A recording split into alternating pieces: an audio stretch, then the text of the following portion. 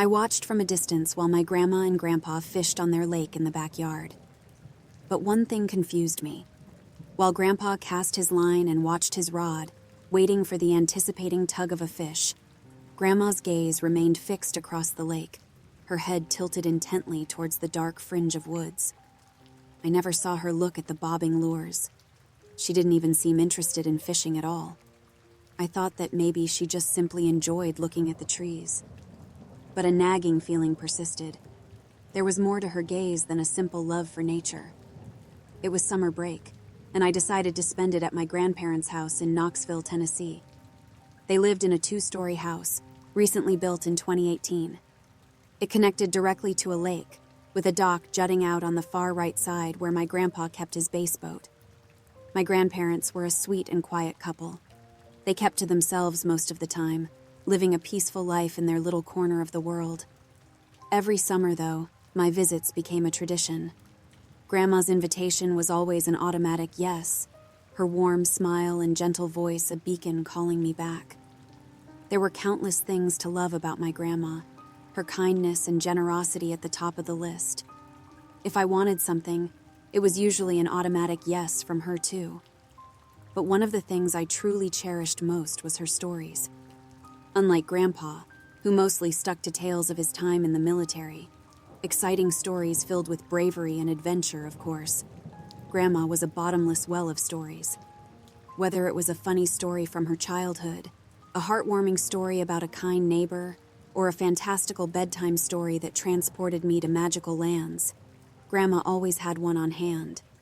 She was one of those special grandmas who could weave a story from thin air, her words painting vivid pictures in my mind. Grandpa, on the other hand, was a man of few words. A quiet strength emanated from him, and the stories he did tell were always about his service. He'd talk about the places he'd been, the challenges he'd faced, and the lessons he'd learned. While not as fantastical as Grandma's stories, they held a different kind of magic, a testament to his resilience and the experiences that shaped him. One of the things I always admired about Grandpa was his outdoor skills. He'd tell me most of his knowledge came from his military training, jokingly saying they prepared him for anything. He was a true outdoorsman, the kind of person I'd trust implicitly if we were ever lost in the wilderness. He knew everything about fishing, the best spots on the lake, the best techniques to catch different types of fish. Some of my favorite memories were spent on his boat, cutting through the cool morning water, the sun rising over the horizon, and the gentle hum of the motor a comforting lullaby. Every night, Grandma dipped into her seemingly endless well of stories. I never quite understood how she did it. Her mind was like a sprawling library, shelves overflowing with stories to tell. One night, she'd tell me a story of brave knights seeking vengeance, their swords gleaming in the sun. Another night, she'd tell me a story of a land shimmering with magic spells and cursed lands. Then there were the scary stories. Now, Grandma usually avoided them. She knew how they affected me. But the thing about those stories was the detail. Oh man, the detail. They were so vivid, so real. It felt like I was peeking through a crack into another world. A world where the monsters and creatures she described lurked. A world so terrifying that I felt like falling through that crack would kill me. Every night was the same routine. Nestled under a patchwork quilt in the guest room, I'd wait with bated breath. The soft click of the doorknob was my cue. Grandma, her face etched with a lifetime of stories, would enter, a gentle smile gracing her lips. She'd pull up a rocking chair, its rhythmic creak adding to the lullaby effect. Then, in a warm voice, she'd begin telling me a story. One night, though, tucked under the patchwork quilt, I waited for Grandma's nightly visit. The soft click of the doorknob announced her arrival. "Ready for another story?" she asked, her voice a warm rumble. I nodded eagerly. Nights at Grandma's were journeys to magical lands, each story more thrilling than the last. But tonight, I craved a different kind of story, a different kind of excitement. "Can you tell me a scary story tonight, Grandma?" I blurted out. A flicker of surprise crossed her face, followed by a thoughtful pause. Unlike her usual repertoire of action-packed adventures, her stories have always steered clear of scary ones. She sat beside me on the patchwork quilt, her usual mischievous eyes replaced by a thoughtful gaze. Her eyes flickered towards the window for a moment before returning to me. Then, with a gentle smile, she began. "Those woods outside your window," she started, her voice a warm rumble. I instinctively glanced towards the window, the familiar silhouette of the trees, outlined across the lake.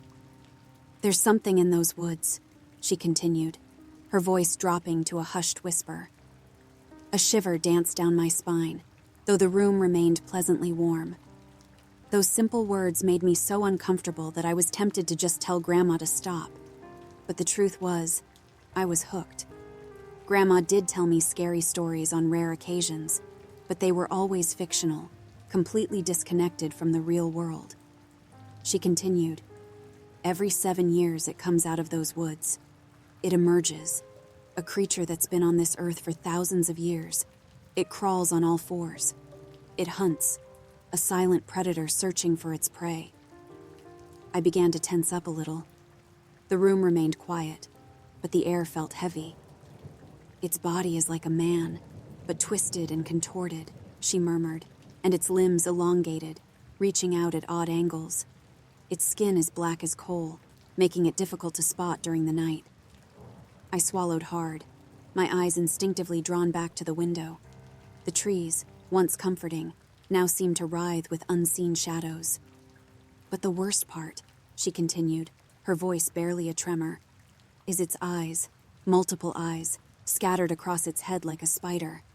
They pierce the darkness, searching for an unsuspecting victim." She continued, her voice a hushed whisper, sending shivers down my spine. "Sometimes, if it has trouble finding prey, it ventures closer, closer to houses, searching for unlocked windows."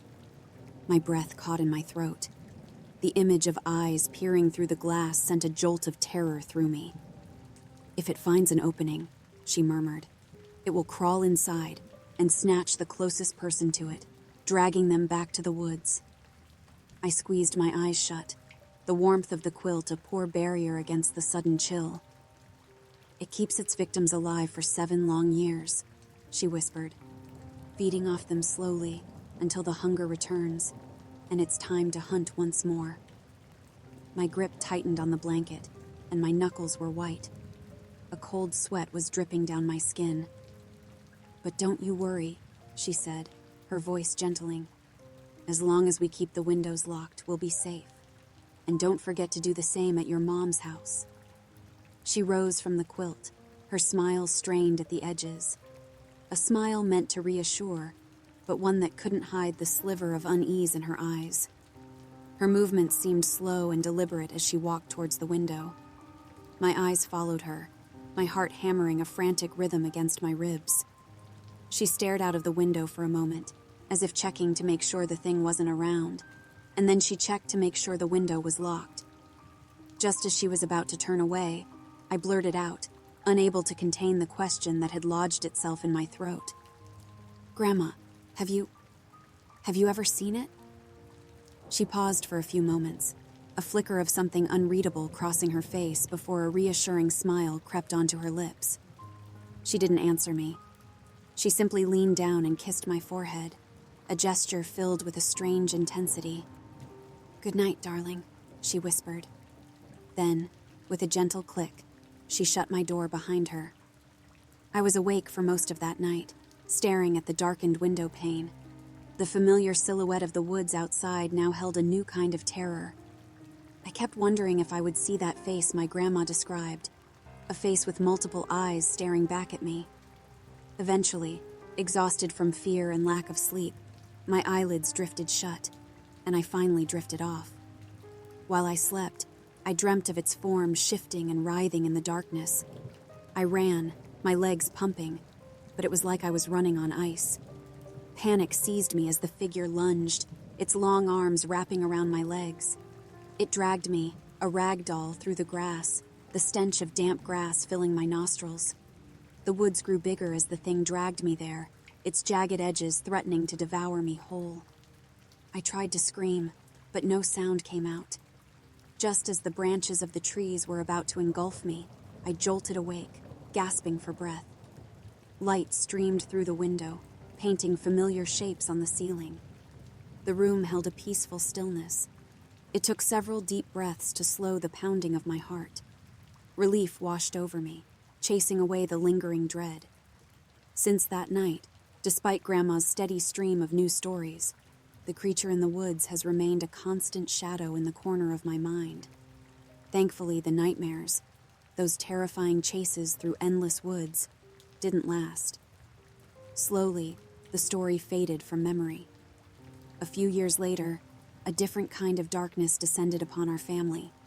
Cancer, a cruel, selfish thief, stole my grandmother's health bit by bit. She fought for months, but in the end, the disease won. It left a hole in our lives, especially for Grandpa. Now, he lives alone, the silence of the house heavy with her absence. Talking about her seems to bring a fresh wave of pain, etched deep into the lines on his face. Sometimes he murmurs about just waiting for his turn to join her. It's a heartbreaking sight. A man transformed into a solitary figure, simply waiting to die.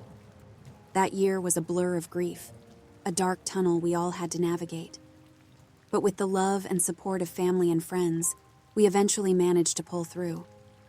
With each passing year, the grief lessened, but Grandma's memory remained. Then, after another few years, during my senior year in high school, something happened. I walked into the house after a long day. The familiar scent of an empty house greeted me. Mom had already left for work. Pulling my backpack onto my bed, I pulled out my books and settled in for an evening of homework, studying, and the occasional break to watch TV. I shut off the TV, changed into my pajamas, and crawled into bed. Sleep, however, remained elusive. My mind was a tangled mess, tossing and turning over the events of the day. Finally, I peeked at the clock on my desk, its green glow reading almost 3 a.m. Just then, a sound shattered the silence, a sharp tap that echoed through the room. My eyes flew open, snapping towards the window. A wave of ice washed over me, freezing my blood solid. Memories of Grandma's story flooded back. The creature, the woods. There, pressed against the glass, was a form that blocked most of the moonlight from filtering in. If not for the sliver of moonlight peeking in around what was blocking it, I wouldn't have been able to see it at all. Its human-shaped body pressed against the window, and across its head, I could have sworn I saw movement. A flicker, like multiple tiny insects scurrying across its flesh. Then, a horrifying realization dawned on me. They weren't insects. They were eyelids. Eyelids flickering open and shut, scanning my room with frantic urgency. My breath hitched. Was this a dream? Just then, a shadowy limb, long and impossibly thin, snaked out towards the base of my window. Had I locked the window? The sickening sound of the window, as the glass began to slide up, hit my ears. Terror choked and screamed in my throat. There are woods behind my mom's house too, and a sickening realization dawned on me. This wasn't just a story. It was real, and it was here. Adrenaline surged through me, and my flight or fight responses kicked in. I threw myself out of bed in a desperate scramble. My feet pounded the floor as I bolted towards the door, flinging it open, but my escape was cut short. The door slammed shut in my face, the force of it throwing me backward. A strangled cry escaped my lips as a wave of terror washed over me. My body locked up, and every muscle seized in a silent scream. Somehow, it was now in my room. That fast, it was no longer at the window. It was now above me, above my door. One of its grotesquely long limbs, tipped with a hand like a spider's claw, pressed firmly against the door, pinning me inside. Another seemed contorted at an unnatural angle, its fingers splayed against the wall in a grotesque parody of a grip. The head, if you could call it that, twisted on its neck in a way that defied human anatomy, almost spinning completely around. A chorus of eyes locked onto me. Trapped and alone, I stumbled back, my mind scrambling for any flicker of hope. The second floor was an escape route, but a leap out the window would likely result in injury, leaving me in a vulnerable position. Besides, that's where it probably wanted me. Right next to the door stood my wooden baseball bat. In a desperate lunge, I grabbed it, the wood rough against my grip. With a yell, I swung the bat with all my strength, connecting with a sickening thud. Splinters of wood rained down as the impact sent a tremor through the room. The creature recoiled slightly, its multiple eyes flickering in what might have been surprise. But the silence that followed was the most unsettling part. No roar of pain, no growl. This thing moved with an unnatural quiet. Even as it moved, it made no noise. It descended to the floor, its grotesque form dwarfing the space in my room. As it loomed closer, lowering its body in a predatory crouch, I swung the mangled bat wildly. The bat connected, with a bone-crunching impact, sending more shards of wood flying through the air. The creature recoiled, its grotesque form momentarily faltering. Seizing my chance, I bolted past the thing, flung open the bedroom door, and slammed it shut behind me with a resounding bang. Adrenaline pumping, I raced down the stairs, each step echoing in the sudden silence. Reaching the living room, I fumbled for the light switch, illuminating the space with a warm glow. Panting, I gripped the broken bat like a lifeline. Its splintered end pointed towards the top of the stairs, towards the thing in my room. Suddenly, a new sound pierced the tense silence, the creak of the front door opening.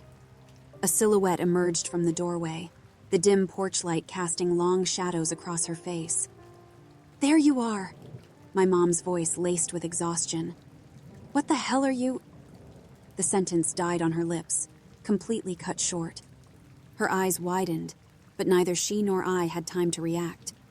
In a sharp and quick moment, a shadowy, distorted limb, tipped with a spidery claw, shot out, wrapping around my mother's waist. It snagged her, sinking its talons deep into her flesh, a sickening tear echoing in the sudden silence. A strangled noise bubbled in her throat, cut short before it could form a scream. But then, I heard her scream fully formed as the thing dragged her away to the woods. I ran with all my effort, but the thing was fast, too fast. All I could do was keep running, watching, as my mom screamed with her arms folded around the creature's arm in a desperate attempt to escape. It had her, though, exactly where it wanted her, out in the open. I fell face first into the grass, a sob wrenching its way out of my chest. Warm tears streamed down my face, blurring my vision as I watched in horror. Mom's screams turned into blood-curdling shrieks, fading into a horrifying silence as they disappeared into the indistinguishable maw of the woods. The police came, but what could they do? What could I tell them? I told them exactly what I saw. They looked at me like I was crazy, but what else could I say?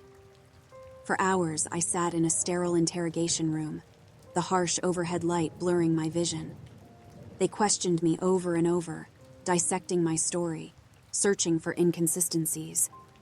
But all I could do was repeat the horrifying scene, my voice cracking with each retelling. There was no evidence to tie me to my mom's disappearance, nothing but my frantic pleas and the raw terror etched onto my face. Finally, they seemed to reach a reluctant roadblock. With a sigh and a dismissive glance, they released me. Now, a search party combs the backyard, venturing into the dense woods behind our house. Bloodhounds sniff the damp earth, their mournful howls echoing through the trees. In my room, the silence pressing down on me like a physical weight. As the harsh light of dawn breaks, I stare at the window. A large handprint, a grotesque splayed imprint of multiple fingers, clings to the outside of the glass. A cold realization settles over me. Now I know that at least one of my grandma's stories is real.